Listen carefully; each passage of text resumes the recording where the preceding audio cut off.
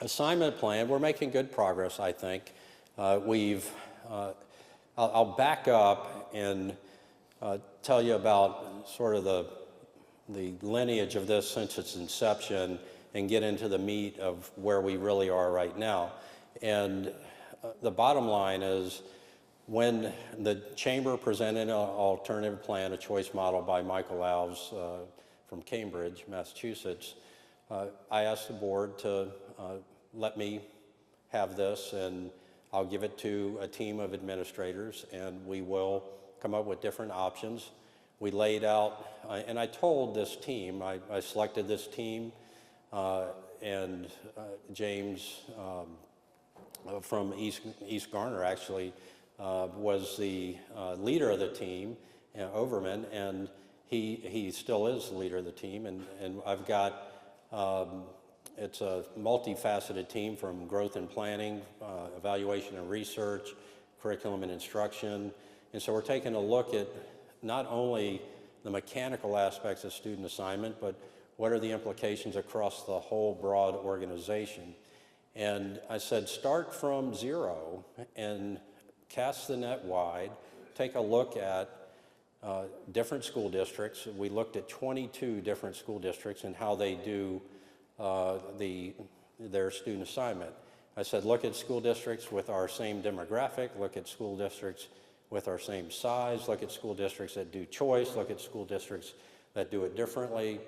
And we came up with some maxims or principles that we said that, you know, we wanted to apply here in Wake County. And of course, remember, during this time, I was really turning and burning, getting out to a lot of schools, talking to a lot of different audiences, such as this. I was in Garner multiple times.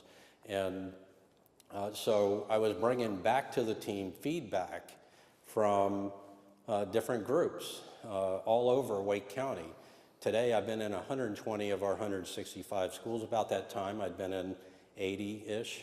And so as I would come back, I would say, you know, really what I'm hearing is a call for stability over everything else, and a call for proximity to a large degree, and a call for diversity, and a call for, of course, high academic achievement. And so how do you get all that? Is that possible to hit that target right in the middle and have an assignment plan that scratches every one of those itches, so to speak? And so as we started and we cast this net wide, I said, just give me different concepts. And that's where the 9 different courses of action, as we called them, came from. Hi, I'm Rick Mercer. I'm the Public Information Officer for the town of Garner. And I'm here today with Officer Josh Stroud with the Garner Police Department. He is the department's crime prevention officer, and he's going to talk to us a little bit about what you can do to make your home a little less susceptible to crime, break-ins in particular.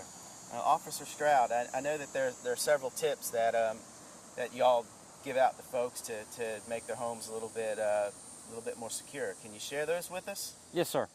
A big thing with home security is to be able to break your house up into a couple different groups, from the exterior and the interior. I like to start with the exterior when I'm explaining it to folks. A big part of criminals looking for that opportunity to break in your house is the ability to be able to get to the house without being seen, and then being able to get in the house quickly. So a big part of it is lighting, is making sure that the exterior of the house is lit up real well.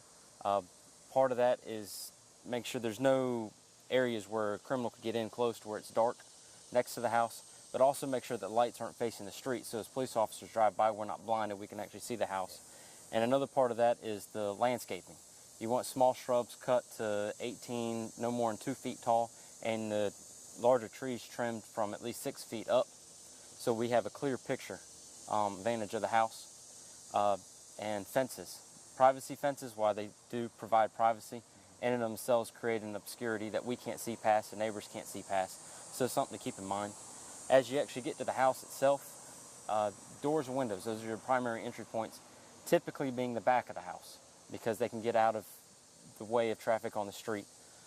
Deadbolts are a big deterrent, but also making sure that the actual latch plate in there has longer screws than the stock screws, so use a 3 or 4 inch long screw, so when they try to apply that boot to your door, there's more than just a little bit of wood trying to withstand the kick. And if you've got glass in the door, use a double cylinder lock for the deadbolt, otherwise they can pop the glass and reach in and they can just undo the lock real quick.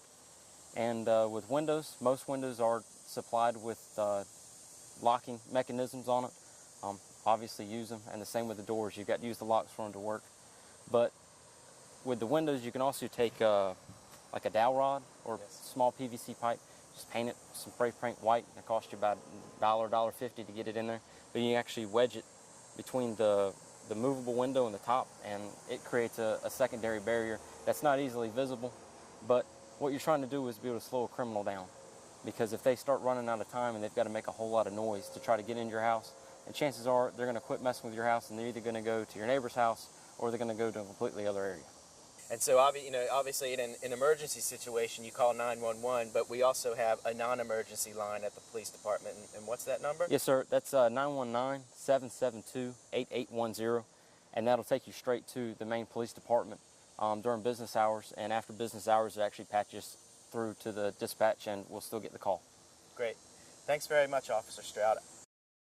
Frank Powell is our town engineer, and we're going to talk a little bit with y'all about our stormwater retrofit program, which is more interesting than maybe it sounds to a lot of folks, and it's very important.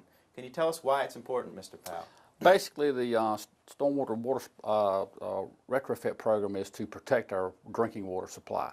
As you may or may not know, Lake Benson was proposed to be and is currently our drinking water supply. A couple of years ago, the City of Raleigh opened its Dempsey E. Benton water treatment plant on Lake Benson, and that now supplies all of Garner's water needs, and actually is an auxiliary need for the City of Raleigh system as a whole. We recognized Lake Benson was going to be a water supply back in the late 80s, mid to late 80s actually, and the communities that had jurisdiction in the Lake Benson watershed came together and voluntarily decided to enact some measures to protect water quality in that reservoir. And that was called the Swift Creek Land Management Plan, where we voluntarily agreed to do certain things to help water quality. In the early 90s, the state of North Carolina took these voluntary measures and made them mandatory measures. The main goal of the measures that we were doing was to basically limit the amount of TSS, or total suspended solids, that go into Lake Benson. This TSS is basically soil particles or other particulates that come off your parking lots and streets and yards and go into Lake Benson. Those particulates or soil particles themselves aren't necessary pollutants, but things that are pollutants will tend to attach themselves to those particles and then are transported through the streams into the lake. The idea is to capture through the first flush these particles before they get into the streams. And so in the mid-2000s, we got the state to approve our stormwater retrofit plan. And what that is where we will actually go in and on either in existing development where there is a stormwater device but it wasn't installed for that purpose, we would go convert it so that it would trap TSS, or the total suspended solids. And in some cases it actually involved building all new facilities. We got the state to approve that plan. We've been doing this now for, we probably started in the early to mid-2000s. We've currently got a couple of projects underway and a few more on the drawing board that are being designed, and we think that once we get those installed, we believe we're going to be either at or very close to our target goal of, and our target was basically to treat the amount of annual TSS that was being released into the streams by these projects that did not build on site but actually paid a fee in lieu. And that's somewhere in the little less than 40,000 pounds per year. And as I said, hopefully we're almost there. Great. Let's go outside and take a look at one of these projects. Sure. Hey, we're right here in front of Town Hall, and we're at one of these bioretention device areas, and Mr. Powell's going to explain a little bit about it, what makes it work, and how it blends in with the surroundings here. As Rick said, this device is at Town Hall. It's the first one we installed as part of this program. We probably put it in somewhere around 5 years ago, and you can see the vegetation has matured. This particular device is called a bioretention area. And what happens is the first flush from the parking lot and the buildings comes through underground pipes to this location. What happens is it enters into what is called a forebay, where heavy particulate matter, trash, that sort of thing is collected, makes it easier to clean out later. Then the water, the stormwater basically piles up in this landscaped area. Down underneath this, there's actually a filter media. It's a high mixture of sand and organics, and the idea is for the stormwater to filter down through that, and in the process, the TSS, or these total suspended solids, are filtered out or captured in that media. And then at the bottom, there's actually subdrains that are underneath the filter media, which then lets it pass on out into the receiving stream. And that's how this device works. This is a bioretention area. This is probably one of the more favorite ones to use. It's very efficient. And you know, I think if you looked at it without knowing what it was, you wouldn't necessarily think it was a stormwater device. You would think it was just a landscaped area. Yeah, exactly. Well, thank you for showing this to us, Mr. Powell. Sure, glad to.